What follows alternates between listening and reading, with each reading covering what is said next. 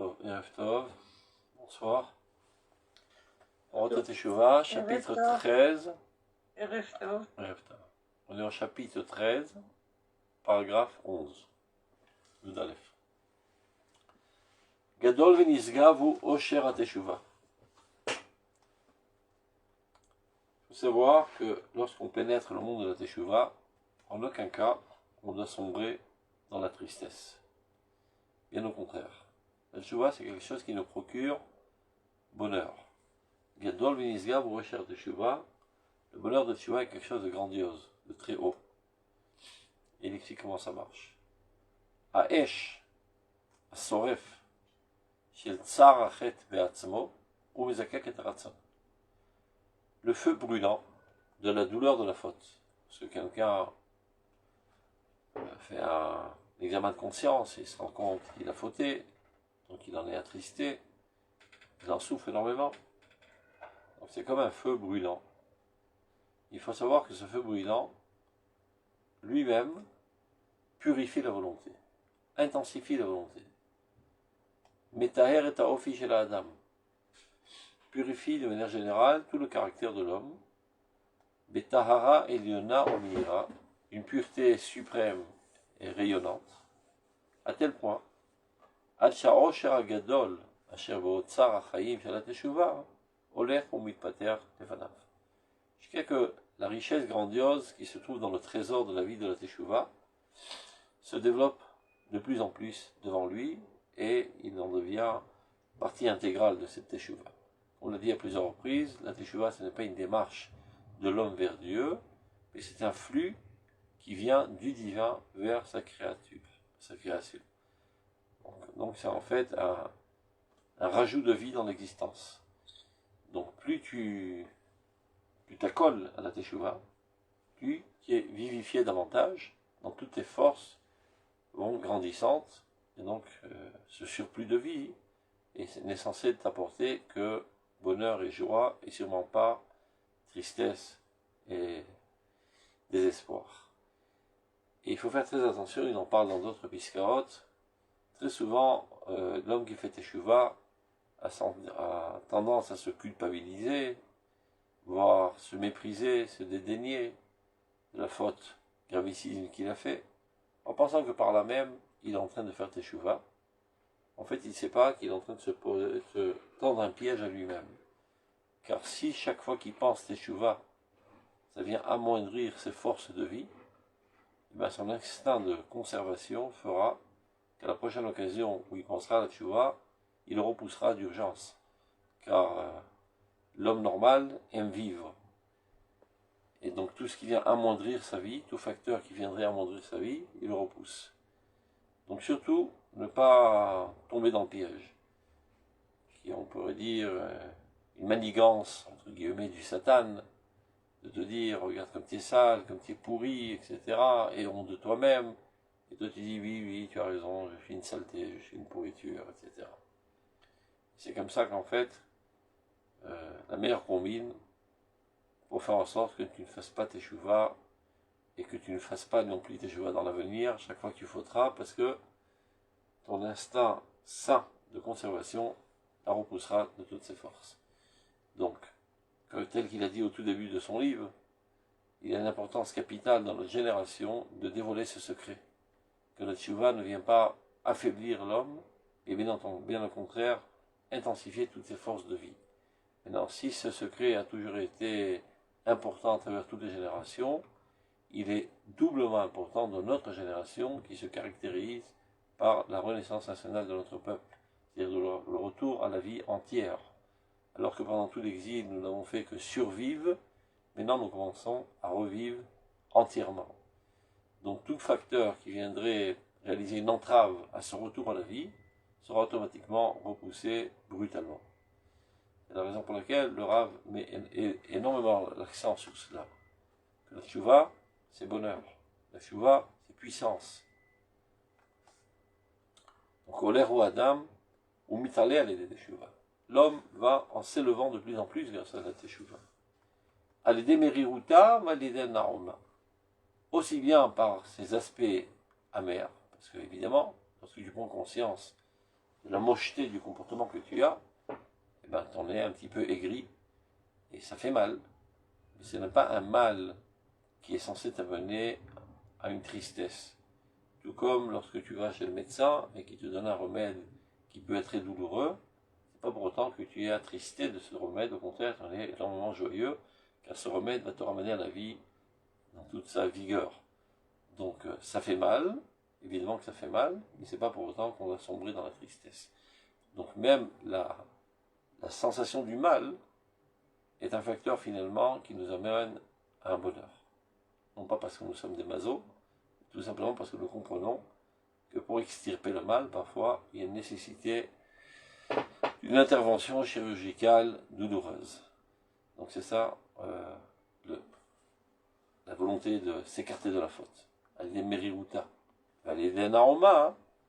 Et ça c'est l'agrément. Lorsqu'on a réussi à sortir de ce piège de la teshuva, alors on est bien heureux de retrouver notre nature propre. L'idée yegonav et simprata. Parfois on peut trébucher, tomber dans certaines tristesses, et de suite on en revient à la simcha. En davar metzaref ou metaher et adam, me'ale ou le ma'alat adam be'emet, karamakat et teshuva. Il n'y a rien au monde qui puisse nettoyer et purifier l'homme et l'élever à un niveau d'homme digne de ce nom, comme l'approfondissement de la teshuva. Il y a plein de gens qui font du coaching et toutes sortes de courses pour renforcement de la personnalité, sans vouloir dédaigner ni mépriser tous ces corps de métier. Il faut savoir qu'ils ne touchent qu'à l'aspect le plus superficiel de notre personnalité. Maximum le nefesh. Au grand maximum, même ça c'est même pas sûr. Souvent c'est toutes sortes de techniques, mais qui n'arrivent pas à pénétrer véritablement l'intériorité de l'être. La teshuva, elle ne touche pas seulement le nefesh, ni encore le roi, mais mamash la neshama, qui est mamash l'essence la plus profonde de notre être. Donc rien au monde n'est capable d'élever véritablement l'homme, et de l'épurer, de le purifier, etc., comme cet approfondissement dans la teshuva. Et une fois qu'on a passé ce processus, mais il faut savoir qu'on n'a plus rien à se reprocher. Pas se dire, oh, faut tout compte fait, j'ai eu un itinéraire assez sale, je suis un homme de deuxième choix, il y en a qui n'ont jamais fauté, moi j'ai fauté, donc je ne veux pas grand chose. Tu ne dois pas te le dire à toi-même, encore moins le dire envers les autres. Car Chazal dit exactement le contraire. Bimkom chez Balé Tchouva Omdim, Sadikim Gourim, au niveau dans lequel se tiennent les Balé Tchouva, les maîtres de la Teshuva, et bien les plus grands sadikim, eux ne peuvent pas se tenir. Donc il s'avère qu'un Baal Tchouva est plus grand qu'un sadik amour, car il a goûté on va dire, à la faute, il a réussi à surmonter cette épreuve et s'en sortir. Donc il est bien plus fort. C'est important. Moi, j'ai une version un peu humoristique là, de la compréhension de cette phrase, c'est que là où les Baal Tchouva se tiennent, ben, les sadikim ne peuvent pas se tenir, c'est parce que là où ils se tiennent les Baal Tchouva, ça pue.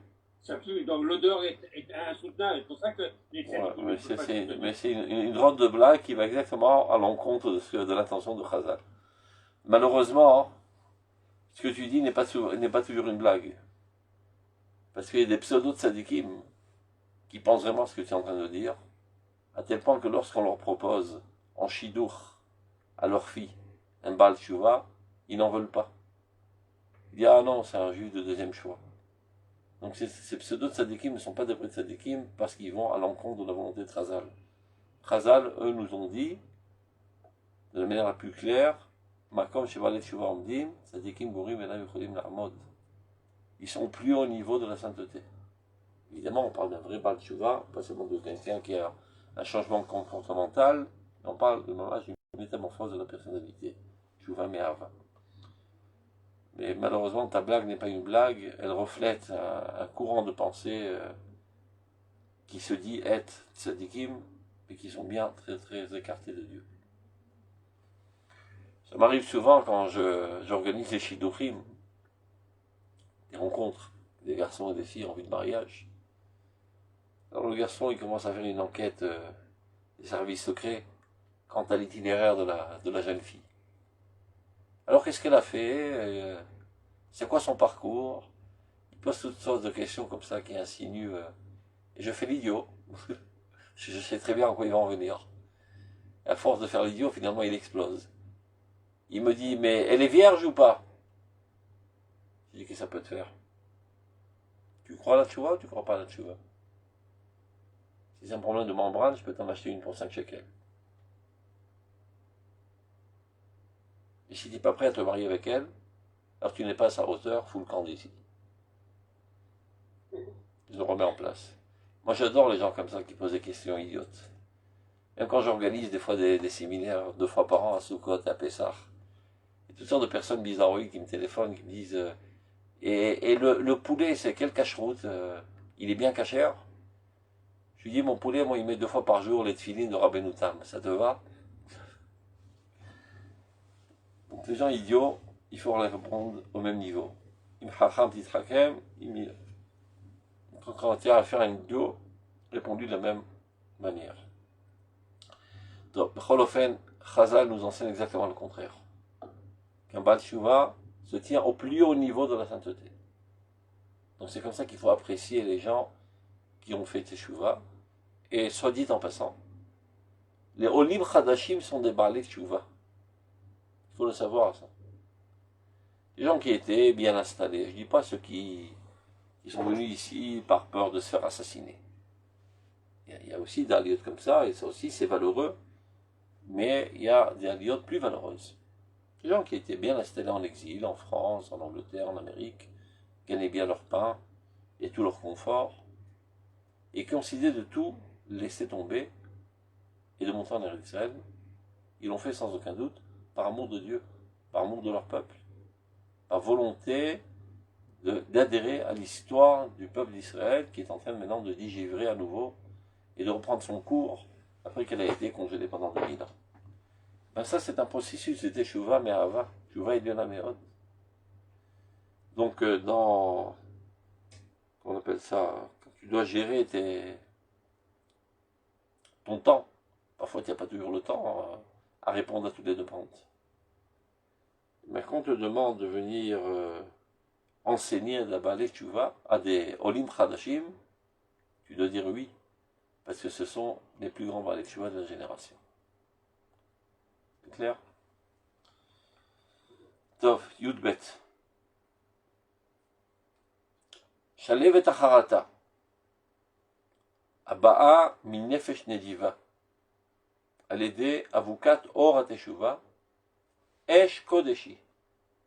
Esh mela or vechom mela chaim. Donc ça reprend ce qui a été dit dans le paragraphe précédent. La flamme, on dit harata en français, limite haret, je perds mon latin. Si quelqu'un peut m'aider, là, ça ne ferait pas de mal. Montre tu es. Limite haret, comment on dit ça en français?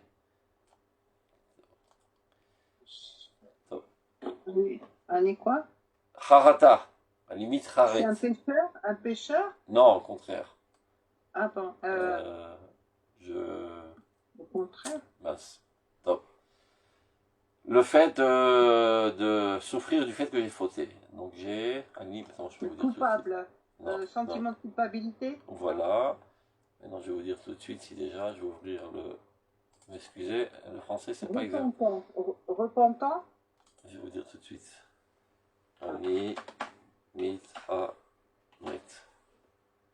Je regrette, voilà. Regretter. Bon, je m'excuse, le français, c'est pas exactement mon fort. Mais on n'a pas de mot pour ça en français, je pense. Je regrette. Regretter. Donc, Shalevet Acharata, la flamme du regret, qui provient d'une âme emplie de bonté, et qui est suscitée par le flambeau de la lumière de la Teshuvah. Et bien il faut savoir que c'est Esh Kodesh. C'est un feu saint. Mais pas un feu destructif qui incendie les choses. La Esh Mela Or Vechom. C'est un un feu empli de lumière et de chaleur. Mais l'Achaïm est empli de vie. Donc, ne pas essayer d'esquiver le regret, en pensant qu'en regrettant, je risque de sombrer dans le désespoir et dans la tristesse. Non, c'est très très sain de regretter ses fautes. C'est quelque chose qui, au contraire, va te renforcer et t'épurer et t'élever et à longue échéance, t'emplir de joie. Comme lorsque tu prends ta douche. Vous voyez, les gens, ils prennent leur douche et ils sifflotent sous la douche. Ils chantonnent sur la douche. D'accord ? Parce qu'ils sont bien contents de se nettoyer. D'ailleurs, les séfaradim ont l'habitude de dire le tachanoun en chantant. Si vous vous rappelez, pendant les slichot et Yamim Noraim, Adon selichot, chatanu lefanecha. Mais si tu chantes, mon pote, tu devrais pleurer. Oh, mais je suis bien content de me nettoyer. Je prends ma douche. Donc, ne pas avoir peur de voir en face ces problèmes, de se mesurer à eux, et de décider de ne plus les faire, et surtout de regretter, car la teshuva comprend 3 phases. D'abord, avant tout, c'est de regretter, c'est-à-dire d'être conscient de la faute, de regretter amèrement la faute, et de prendre une résolution de ne plus la faire. Tant qu'on n'a pas fait ça, on n'est pas mal teshuva. Si quelqu'un changerait seulement de comportement, mais ne regrette pas les fautes qu'il a fait, eh bien, il a encore sali de ses fautes. Et lorsqu'il arrivera au jugement divin, il devra payer pour les fautes qu'il a fait. Il n'est pas Baal Tshuva, mais qu'il ait totalement changé de comportement et que désormais il se comporte comme un tzaddik. S'il ne regrette pas amèrement les fautes qu'il a fait, eh ben, le poison est encore en lui. Donc ne pas avoir peur de prendre ce remède qui est douloureux, le regret, c'est pour ton bien, qui en sortira plus heureux finalement. Lorsque cette flamme de regret repose sur un esprit pur, un neshama chaya omoara, une âme vivante et éclairée, beorchen vesechel, de grâce, d'intelligence, medat kodoshim, la connaissance de la sainteté, azimitapechet lekoach hadir, cette même flamme de regret s'inverse en force très très puissante et emplie de fraîcheur, des koach poel, d'une force active, mezakek ou metaher, qui ne vient que nettoyer et purifier la personnalité. Mosif oz veotzma, cette même force qui pourrait paraître une force négative, destructive, c'est une erreur. Elle te rajoute de la puissance, de la force. Ou mesaken netivot, et ferai ton chemin, écarte tous les entraves, et tochen ruchot hadashim echol malech hachaim, est empli de nouvelles conceptions dans toute la démarche de ta vie. En d'autres termes, il s'agit de itna'arut hadasha. C'est comme si que tu retournes à ta jeunesse et que tu t'époussètes de toute la poussière que tu as accumulée sur ta personnalité. Vitorurut melea, et un éveil empli de sève de jeunesse. Melea leshad alumim. Imevia ima, c'est ça ce qu'elle apporte avec elle. Donc ne pas se tromper à croire que le regret est quelque chose de négatif qui pourrait affaiblir ou détruire ma personnalité. Au contraire, c'est un facteur constructif générant énormément de fraîcheur et de puissance. Et alors, Adam Nase Bria Chadasha, tu deviens une nouvelle créature. Mezukeket ou Metsurefet, totalement pure et nettoyée. Ve'el-al yabit, et désormais, ton regard va vers le haut, El meromé ad-da'at v'bina, dans les plus hautes sphères de la connaissance, Shiamevia le teshuva, et évidemment la connaissance, le da'at, celle qui apporte la teshuva, comme on dit dans le Shemona Esrei, Ata chonen adam da'at, c'est la première bracha. Deuxième bracha, Ashivinu avinu toratecha, dis Chazal lama, qui mène da'at, teshuva menaim. Si tu n'as pas de sagesse, comment tu arriveras à la teshuva? Il faut être capable de discerner entre le bien et le mal pour pouvoir faire teshuva.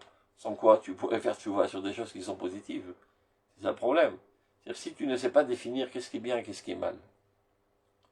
Alors supposons, je donne un exemple type qui existe très souvent chez des religieux bizarres, tu pourrais penser que la détermination, l'initiative, la force de caractère, ce sont des choses qui sont apparentées avec l'orgueil, avec le manque de croyance en Dieu.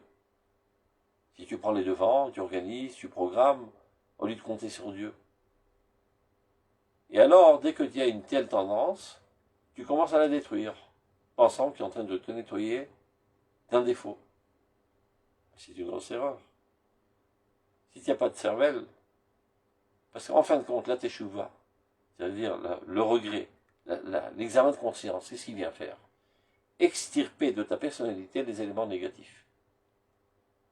Maintenant, si tu ne sais pas définir qu'est-ce qui est négatif et qu'est-ce qui est positif, tu risquerais par mégarde d'extirper de ta personnalité des éléments positifs pensant qu'ils sont négatifs. Comme ce que je viens de dire. Et donc, en fin de compte, ça fait des loques humaines. Des faiblards.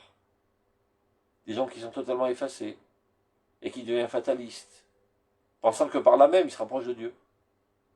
Tout simplement parce qu'ils n'ont pas étudié. Donc, quand tu t'élèves aux hautes sphères de la compréhension du Kodesh, en étudiant, en l'occurrence, ce qui s'appelle la science de l'Aïmouna, dans laquelle on traite de ces sujets-là, ben tu sais parfaitement définir qu'est-ce qui est positif, qu'est-ce qui est négatif, selon la manière de voir divine des choses. Comment Dieu voit les choses. Mais si tu penses toi-même pouvoir définir, sans avoir étudié la Torah, de cette science spécifique de l'édification de la personnalité, eh ben, tu pourrais complètement te tromper. Et sur cela, le Rav Kook a écrit tout un livre qui s'appelle Midot Reia. C'est quoi le rôle de ce livre? Mais il explique la chose suivante. Il y a parfois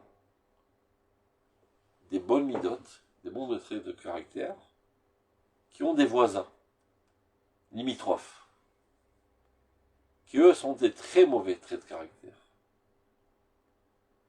Donc il faut savoir prendre un bistouri et découper exactement la bonne mida des voisins non souhaitables.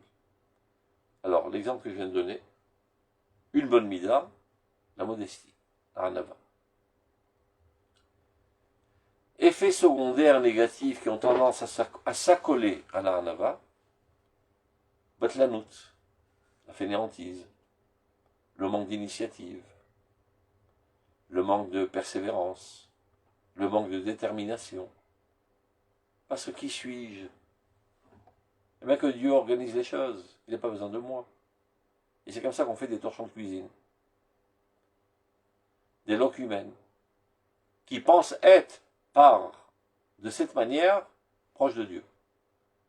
Alors qu'en fait, ils s'écartent totalement de Dieu, car Dieu veut des êtres humains bien vivants, bien normaux, bien développés, bien courageux, emplis de vie divine, avec toutes les initiatives et les créativités que Dieu t'a données.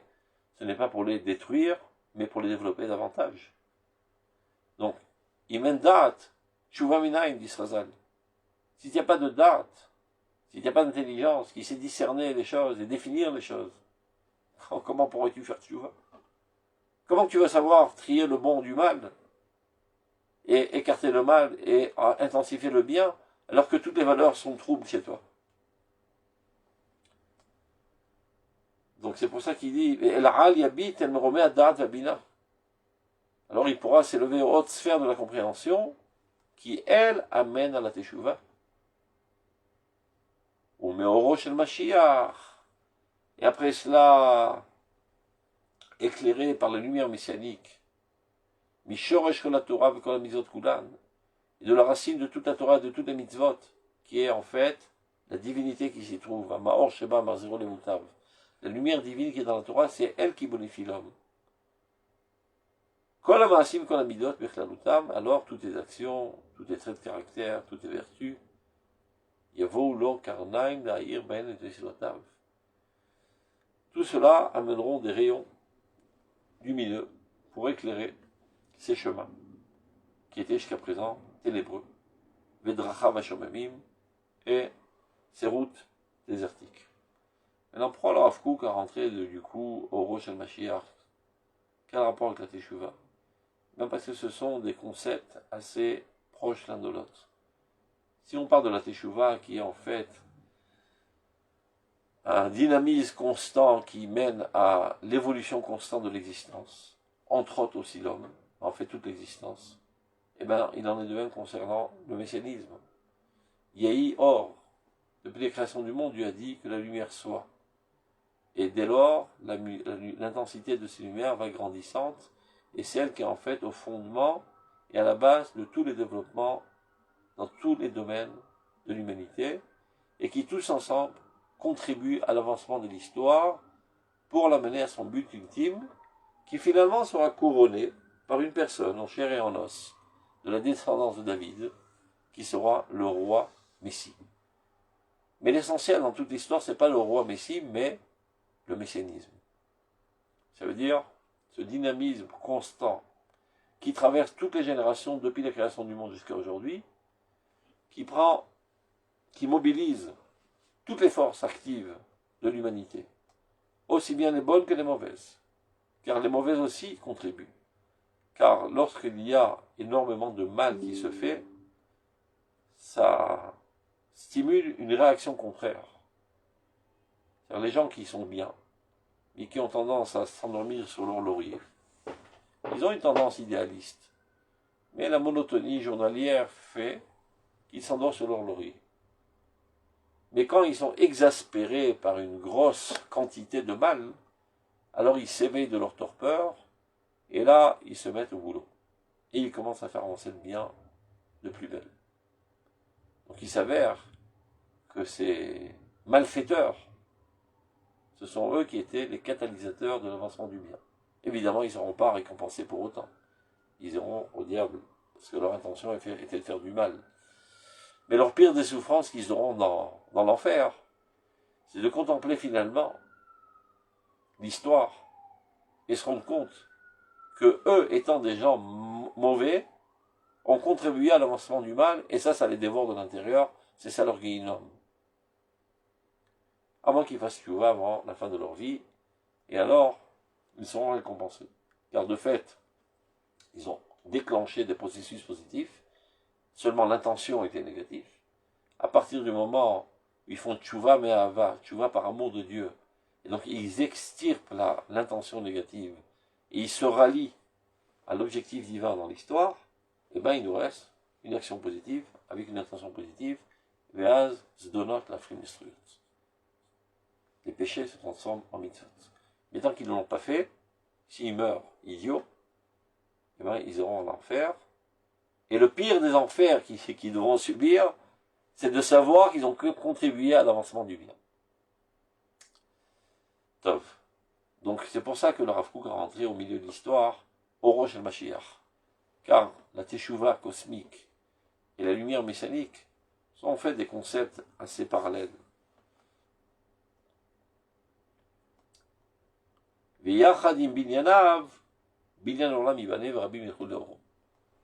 une fois qu'il a réussi à frayer son chemin, retrouver ses repères et commencer à monter, et ben il a réussi à sortir de ce labyrinthe de la faute et de se frayer un chemin vers la pureté et la sainteté. Ben si déjà ce chemin est frayé, il n'est pas frayé que pour lui, il est frayé aussi pour les autres. C'est ce qu'il dit. Yachadim binyanav, binyan orlam ibanev rabim ilchou leoro. Avec sa propre construction que lui-même a construit pour sortir du piège de la faute, eh ben, énormément d'autres personnes pourront aller à sa lumière. C'est-à-dire quand tu trouves une astuce pour sortir de situations complexes, une fois que l'astuce existe, ben, elle est partageable avec tout le monde. Asher Bereshit ou de l'Akrelemano, au tout début, cette lumière n'a été allumée que pour lui. Mais, comme on le dit, le dicton le dit, ner lechad, ner ribo. Une bougie, elle éclaire aussi bien pour une personne, pour de nombreuses personnes, même pour des milliers de personnes. Si je suis dans une salle obscure, est-ce que j'allume une allumette pour m'éclairer, ben ça éclaire toute la salle et tout le monde peut en profiter. Ner l'echad, ner l'irivo, rivot am. Et korolach koder paretz, meshovev netivot lashavet. C'est prophétie, c'est quelqu'un qui vient collimater la brèche qui a été faite et frayer des chemins pour tous. Donc, voilà, on commence le chapitre 14 qui s'appelle Netivot Tshuva Pratiot. Netivot, ce sont des petits chantiers. On a vu qu'il y a, si on se rappelle bien, regarde, je vais revoir en arrière, le titre du chapitre précédent, Orchot Teshuva. Ce sont des mots assez synonymes, Orach Venetiv, mais il y a quand même une différence.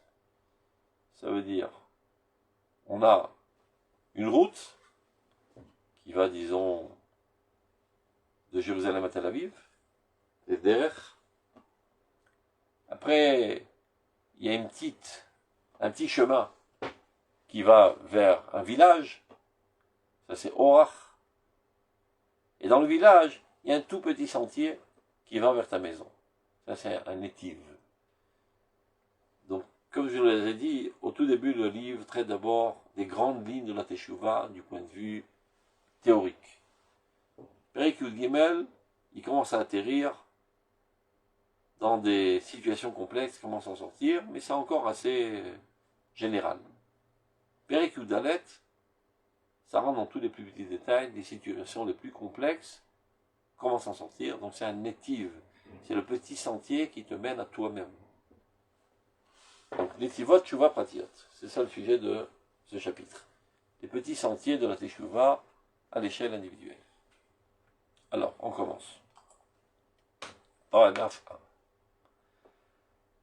כשם שצריכים להעלות את המידות, המחשבות, הרעות לשורשן, כדי לתקן ומתקן, כן צריכים להעלות את המידות, המחשבות הקטנות, אף על פי שהן טובות, אבל אינן במעלה גדולה ומהירה למקור שורשן, ולהאירן באור של גדולה.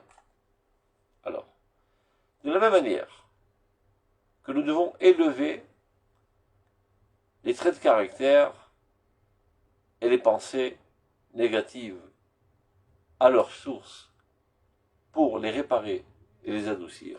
Donc,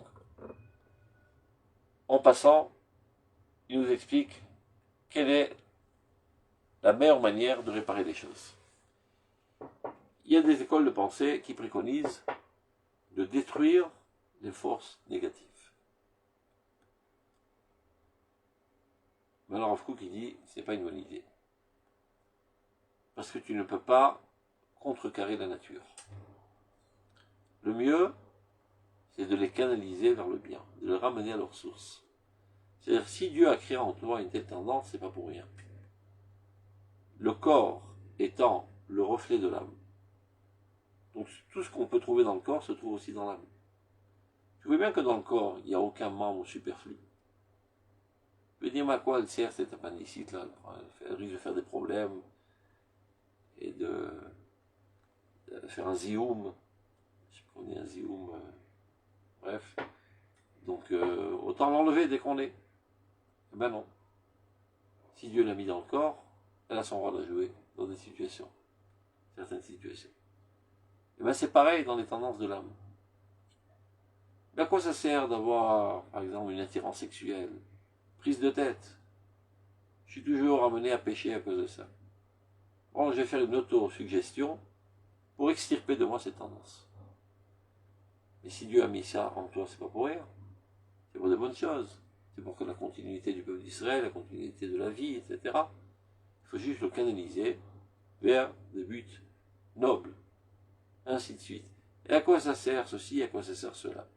Donc il y a des écoles de pensée qui disent tout ce qui est un petit peu louche, qui risquerait de t'amener à pécher, hop, tu détruis dans ta personnalité.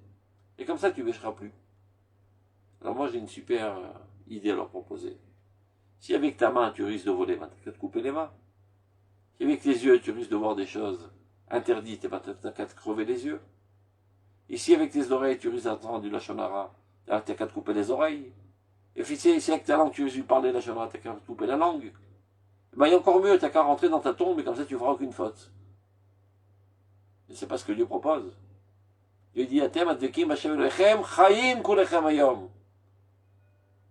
Vous qui voulez vous approcher de Dieu, Atem advekim Hashem Elohechem, chayim.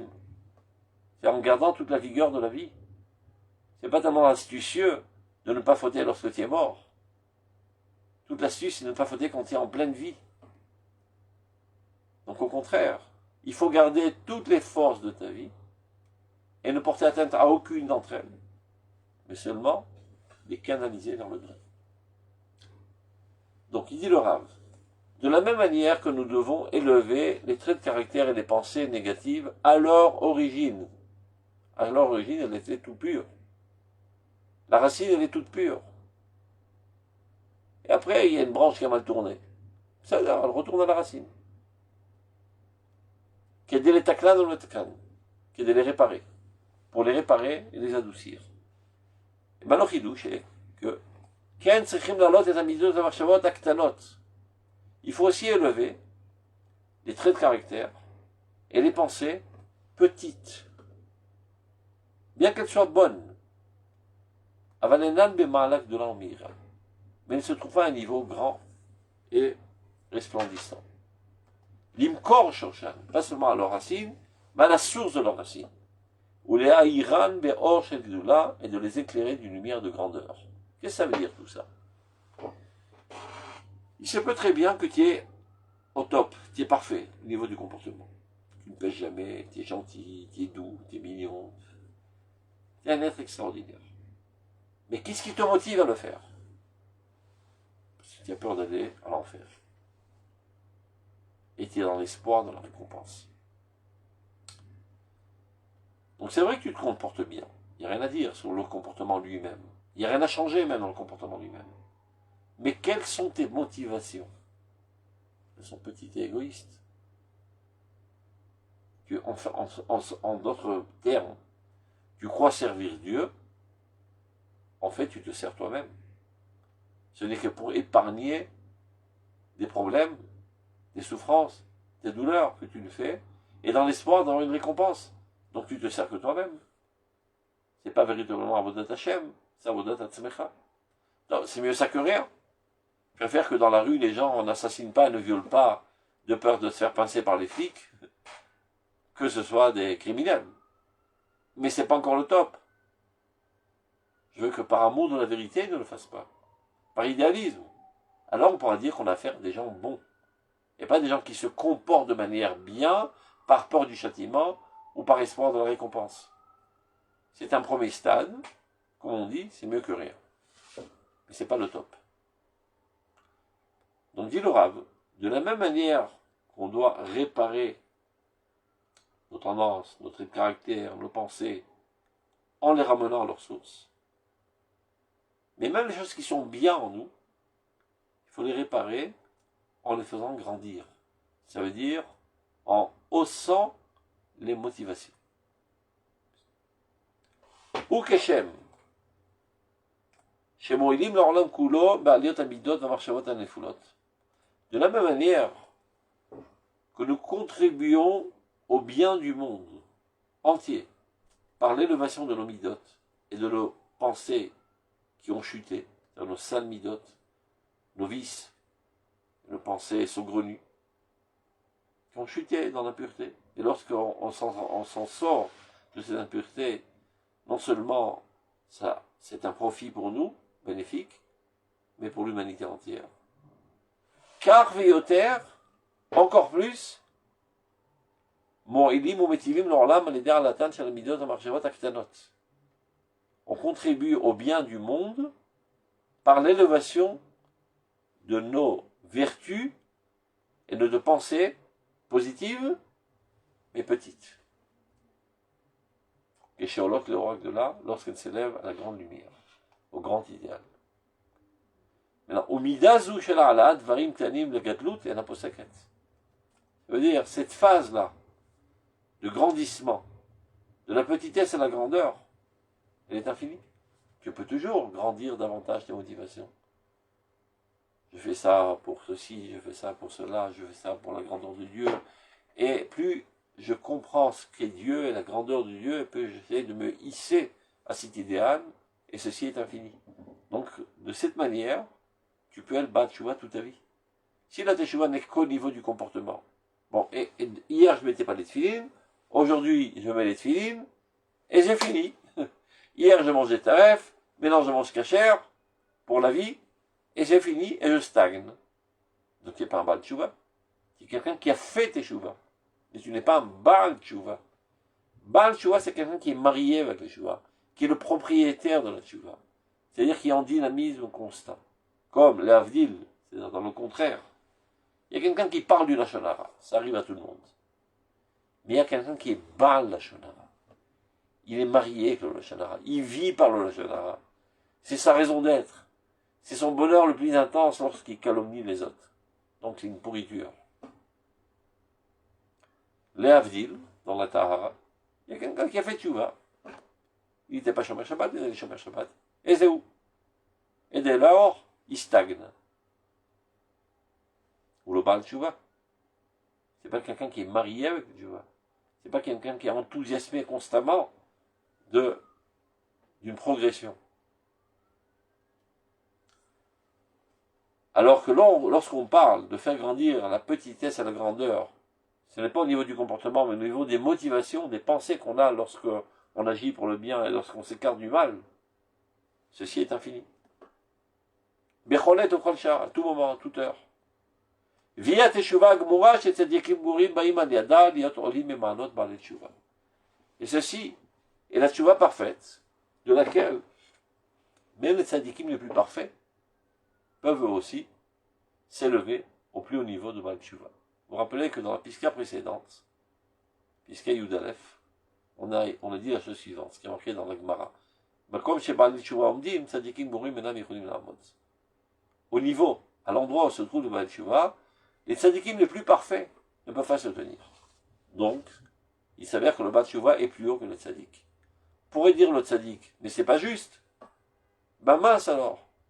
Moi, depuis que je suis né, je fais que le bien. J'ai jamais fait le mal. Il vient cet énergumène, qui était toute sa vie dans la saleté, et tout d'un coup il me double. C'est pas juste. Ah, il y a un argument dans ce qu'il dit. Eh ben, on peut lui rétorquer, mon pote, toi aussi tu peux avoir, tu vois. Mais comment ça? Je suis tzadik gamour. C'est ça le problème, c'est que tu es gamour.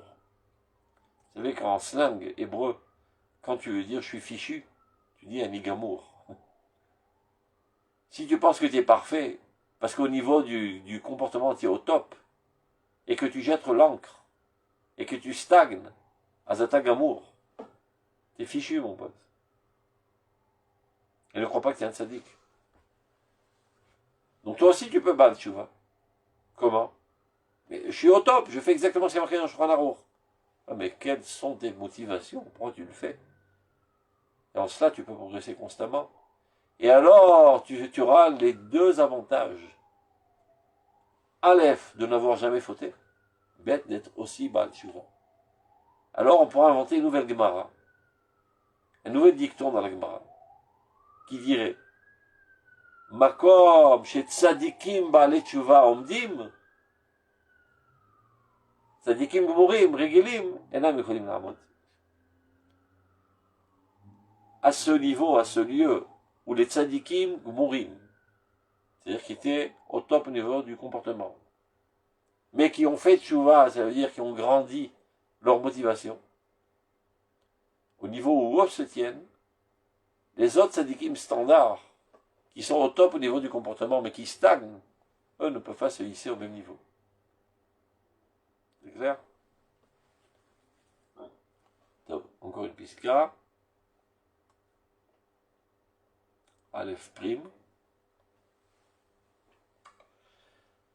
Shemistakli mistaklut ruchanit. Qu'est-ce que ça veut dire? Lorsqu'on observe d'un regard spirituel. Ça veut dire quelqu'un qui commence à étudier des choses profondes. Il ouvre un livre, les secrets de la Kabbale. Et il voit qu'il ne comprend rien. Il s'efforce, il s'efforce, il s'efforce. C'est pas spécialement un livre de Kabbale, ça peut être un livre de Kabbalah traduite comme le Rav Kook, par exemple. Il ouvre le livre Orot HaKodesh, il lit le paragraphe, il comprend rien. Il lit une deuxième fois, il comprend rien. Une 10e fois, il comprend rien. Il n'arrive pas à comprendre pourquoi il ne comprend pas. Pourtant, c'est de l'hébreu. כשמסתכלים הסתכלות רוחנית, ומכירים שהעיניים הרוחניות סתומות, et finalement, on se rend compte que nos yeux spirituels sont fermés. On n'arrive pas à voir, on n'arrive pas à comprendre. En hébreu, quand tu veux dire, même en français d'ailleurs, tu vois ce que je veux dire. C'est-à-dire, tu comprends ce que je suis en train de dire. Donc ne pas voir, c'est-à-dire ne pas comprendre. Donc, on se rend compte que finalement, nos yeux spirituels sont bouchés. Et pourquoi? À cause des défauts de notre âme. Chez Garmou Avonot, qu'ont entraîné les fautes. C'est-à-dire, le fait que tu ne comprennes pas, ce n'est pas un problème intellectuel. Car la Torah, c'est Dieu qui nous l'enseigne. Donc Dieu émet vers toi une compréhension de ce que tu es en train de lire, mais il y a un cache-onde qui empêche de capter les ondes. Ce sont tes fautes. C'est la raison pour laquelle tu ne captes pas. Comme parfois, tu es en train de conduire dans la bagnole, et tu entends la radio, tu rentres dans un tunnel, tu n'entends plus. C'est pas parce qu'ils ont arrêté d'émettre, ils continuent d'émettre. Mais le béton du tunnel ne permet pas aux ondes de traverser. Donc Dieu continue d'émettre. Il veut bien t'enseigner la Torah quand tu ouvres ce livre de Gemara ou de Emouna, peu importe. Il t'enseigne. Hachem Shoné Kenivdo. Dieu est face à toi et étudie avec toi en Chevruta. Et t'enseigne le date. Mais tes péchés réalisent un écran. Donc finalement, tu te rends compte que tes yeux sont bouchés à cause des défauts de l'âme qui ont entraîné les fautes.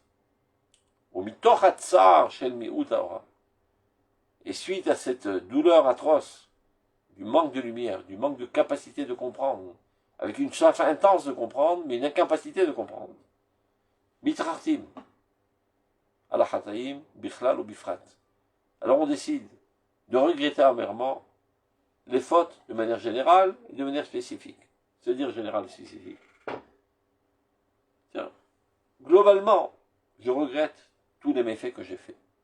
Spécifiquement, cette faute que j'ai faite hier, je m'en rappelle exactement, je la regrette amèrement.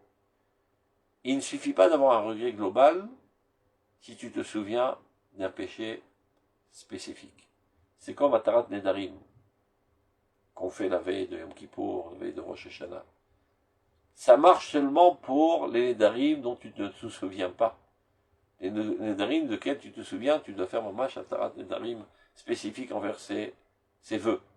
Donc on fait Atarat Nedarim de manière globale. Si jamais j'avais fait un vœu que j'ai oublié, etc., ça vient tout faire delete, ça vient t'effacer.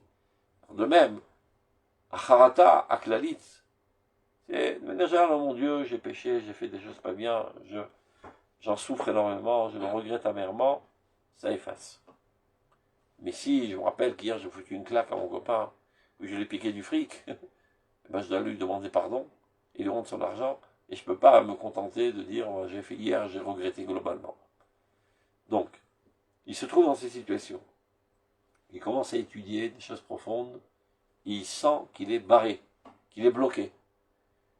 Donc il essaye à plusieurs reprises de relire, de se concentrer, de prendre un carreau de chocolat, de se réveiller, etc. Ça ne marche pas, il ne comprend pas. Donc il arrive à la conclusion que finalement, ce n'est pas un problème intellectuel, c'est tout simplement un défaut d'âme qui a été créé à cause des fautes. Donc qu'est-ce qu'il lui reste à faire?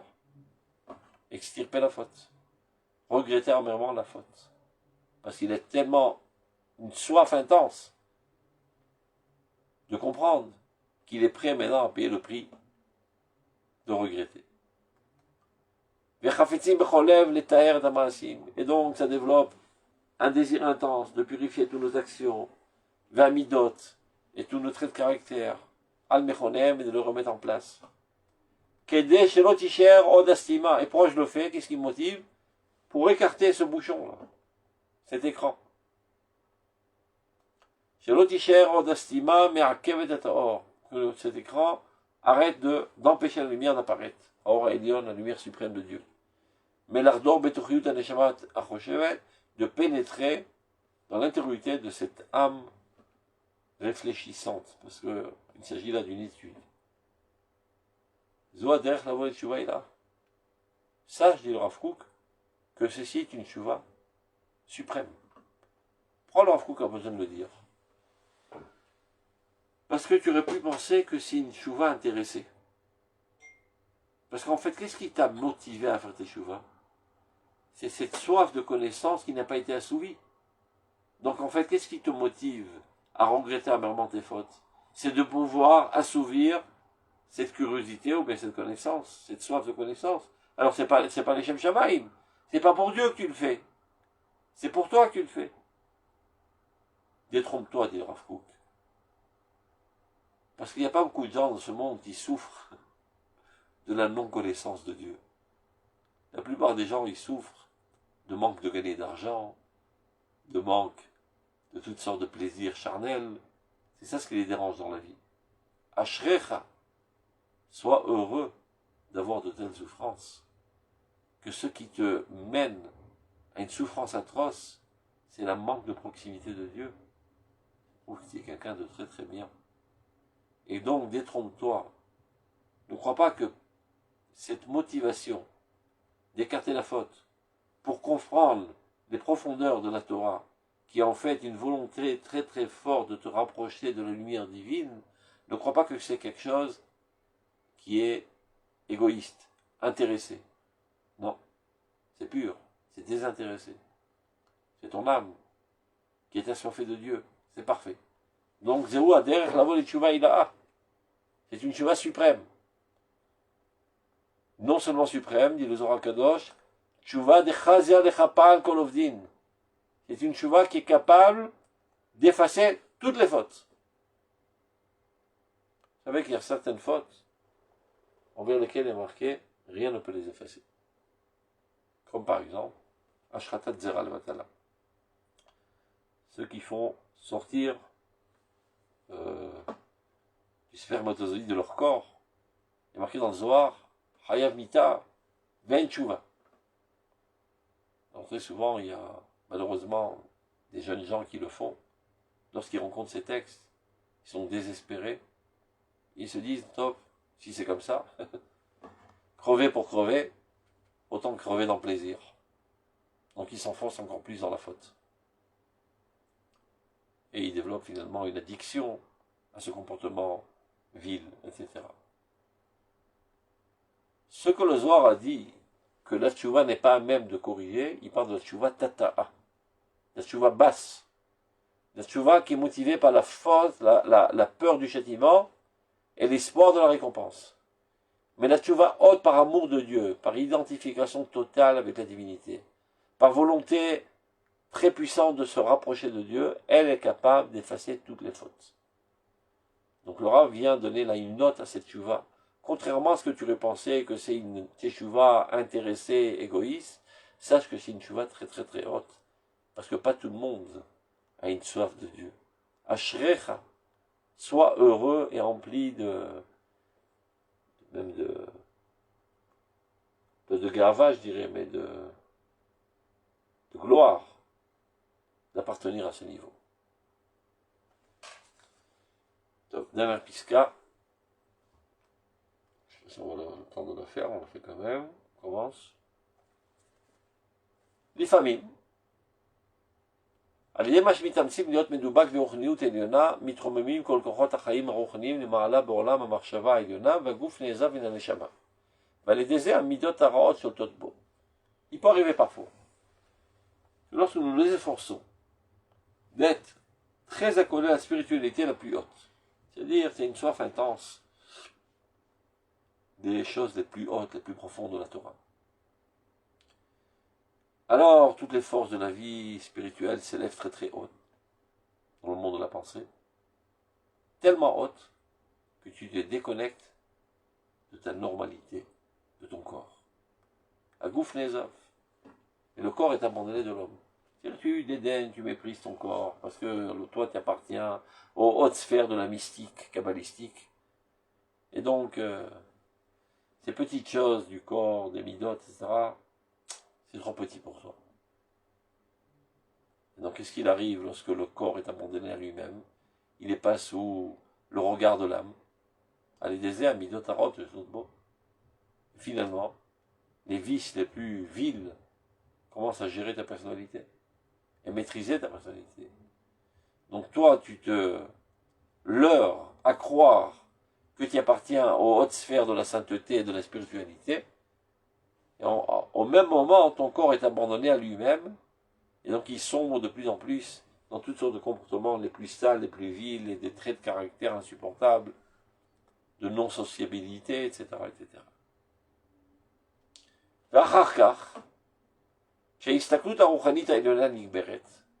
Quand tu arrêtes de t'envoler, on appelle ça en hébreu, ou béorot. Il est aveuglé par les grandes lumières, donc il plane. Mais après 1 an, 2 ans, parfois 10 ans, tu réatterris sur Terre. Tu as été enthousiasmé par toutes sortes de personnes avec un charisme, etc. Et tu es allé comme une brebis derrière eux. Après quelque temps, tu réalises que tu as perdu ton temps dans des sottises, et tu réatterris dans ce monde concret. Et quoi, ta vie revient à sa normalité. Motset aneshama et agouf shavo bekilkul etrunot. Tout d'un coup, tu découvres que ton corps est totalement brisé. Énormément de vices sont développés dans ta personnalité pendant ce temps où tu es allé t'envoler dans les hautes sphères. Tu es quelqu'un de rude, quelqu'un d'insociable, arrogant, fainéant, égoïste. Le corps, il n'est pas altruiste naturellement. Donc, l'âme l'ayant abandonné, il s'est laissé aller à lui-même, et il est allé de mal en pire. Alors se déferle une guerre redoutable au sein même de ta personnalité, parce que tu te rends compte comme tu es sale, comme tu dois t'auto-nettoyer. Donc le conseil du Rav, pour ne pas arriver à cette situation, il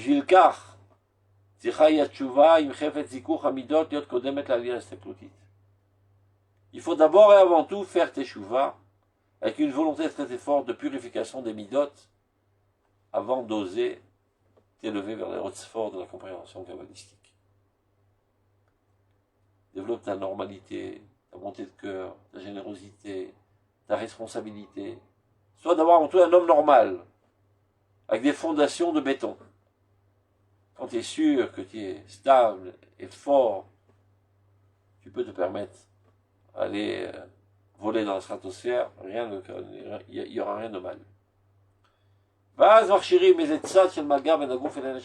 Et c'est comme ça que tu gardes un contact entre ton corps et ta neshama. Même dans son élévation la plus haute, elle ne perd pas contact avec son corps, car son corps est préservé de toute saleté. C'est clair? Clair. Tov. Portez-vous bien. Shabbat Chag shalom. Sameach. Kol tout. Chag Sameach. Merci Shabbat shalom. beaucoup, Chag Sameach. Chag Sameach. Chag Sameach. Pas très bien. Shabbat Shalom. Shabbat shalom. Au revoir.